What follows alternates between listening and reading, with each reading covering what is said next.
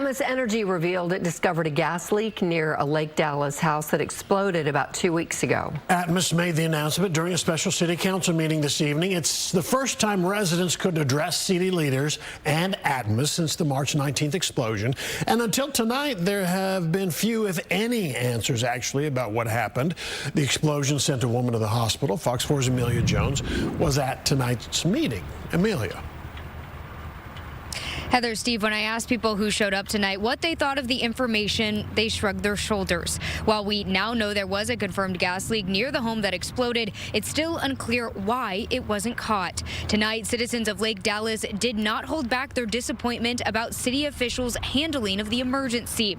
Some city council members and the city manager even agreed that some things could have been done better. Almost 2 weeks after a home exploded on Mosley Lane in Lake Dallas, the city council held a special meeting focused on the response and investigation.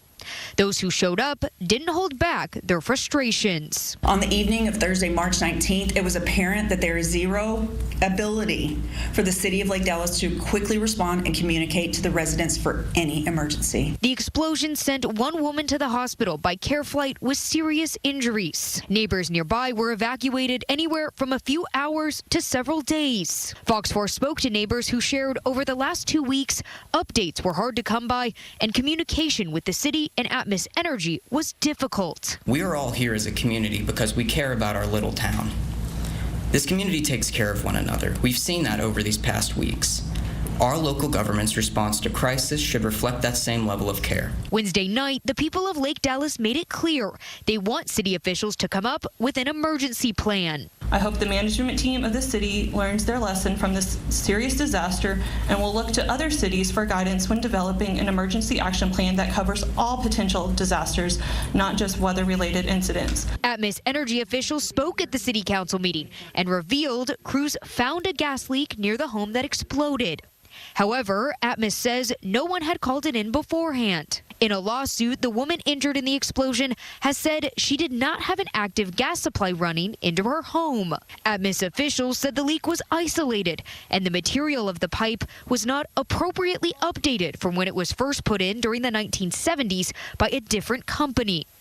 Atmos took over the gas distribution for Lake Dallas in 2004. Since that time, if we identify this type of pipe in our system, we remove it. We are not aware of the presence of it anywhere else in Lake Dallas.